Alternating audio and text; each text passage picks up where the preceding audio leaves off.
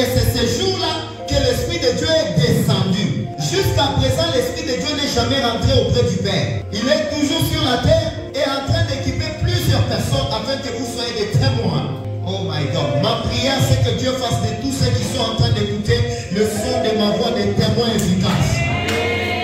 Tu essaies d'inviter les gens qui ne viennent jamais. Mais sois baptisé dans l'Esprit d'abord. Et puis tu vas influencer le monde. Parce que même les disciples, ils ont attendu quoi pour aller prêcher? Ils ont attendu le baptême dans le Saint-Esprit. Aujourd'hui, ce que Dieu veut que tu fasses, c'est que tu attendes en prière, que tu attendes l'accomplissement de sa prière. Parce que pour Jésus, c'était une prière qu'il avait fait au Père. Dans Jean 14, verset 7. C'est une prière. Mais pour nous, ça sera l'accomplissement de la promesse. J'aimerais dire à quelqu'un, le Saint-Esprit est avec nous sur la terre. Tout ce que Dieu fait en dehors des cieux, il le fait par son Esprit. Et voilà pourquoi même au commencement, la terre était informe et vide.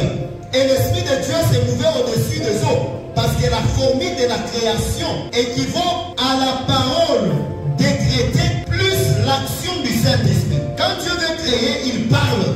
Mais qui va accomplir cette parole, c'est le Saint-Esprit. Voilà pourquoi j'aimerais parler à quelqu'un. Dieu a parlé à ta vie et tu as reçu la vie éternelle. Tu as cru en sa parole. Il est écrit que nous avons été formés, façonnés à l'image de Dieu, n'est-ce pas? Mais en réalité, tu deviens l'image parfaite de Dieu. C'est quand tu es baptisé de l'Esprit et que tu suis l'Esprit. C'est alors qu'on t'appelle fils de Dieu. Romains 8, verset 14, on nous dit, tous ceux qui sont conduits par l'Esprit sont appelés fils de Dieu. Tu deviens l'image de ton Père lorsque tu es fils. Quelqu'un me comprend? En Isaïe, lorsque l'enfant devient adulte, lorsqu'il commence à faire la volonté de son Père, ils organisent une fête où le Père va présenter son fils. C'est-à-dire, le Père va dire, si vous voyez mon fils, sachez que c'est moi que vous voyez. Ceux qui m'ont soutenu, soutenez aussi mon fils. C'était le rôle des pères. Et c'est comme ça que même quand Jésus est venu, lors de son baptême, il fallait que le Père puisse le présenter. Il a dit, celui-ci est mon fils bien-aimé, qui j'ai mis toute mon affection. Faites-lui confiance, parce que le Père a présenté le fils. C'est à Dieu de présenter que tu es véritablement serviteur de Dieu. Oh là là. J'ai dit ceci. Ce n'est pas d'abord aux hommes de te présenter, c'est à Dieu de te présenter aux hommes.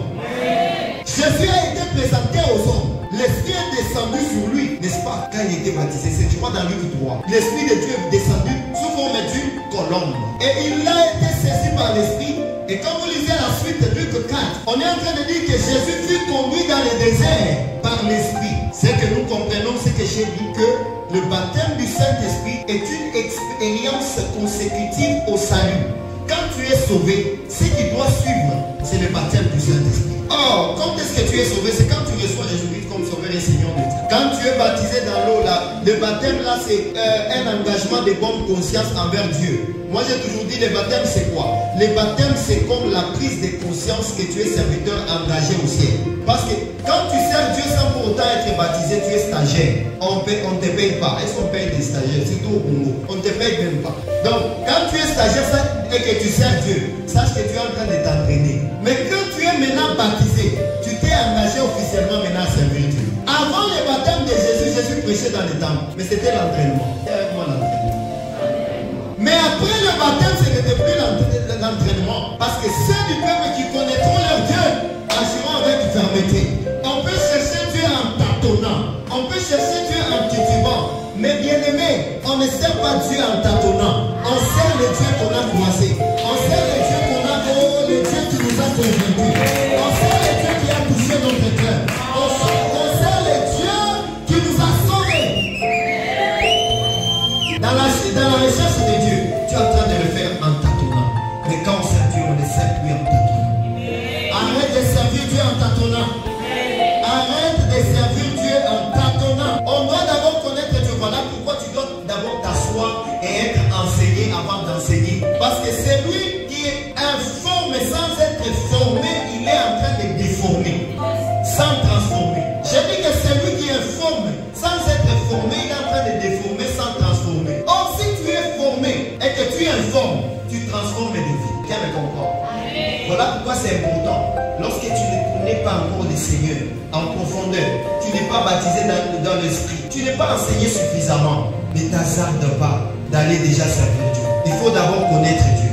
Tu viens au culte, après tu ne viens pas. Demain tu viens chanter, après tu ne viens pas chanter. Pourquoi tu le fais? Parce qu'en réalité, tu ne connais pas celui que tu sais. Tu as encore des lacunes. Oh, tu es encore dans l'ignorance. L'ignorance n'est pas seulement l'absence d'une connaissance, mais l'ignorance peut être aussi la présence d'une mauvaise connaissance. J'ai dit l'ignorance n'est pas seulement l'absence d'une connaissance, mais l'ignorance est aussi la présence d'une fausse connaissance. Alors voilà pourquoi c'est important pour toi de t'asseoir pour qu'on t'enseigne, afin que tu, lorsqu'il faudra servir Dieu, que tu le serves sans relâche. Parce que la Bible dit dans Romains 12, verset 11, servez le Seigneur, ayez du zèle et non de la paresse. Ayez du zèle et non de la paresse. Soyez fervents d'esprit, servez l'Éternel. Dieu veut que nous puissions les servir. Et c'est la raison pour laquelle il nous a sauvés.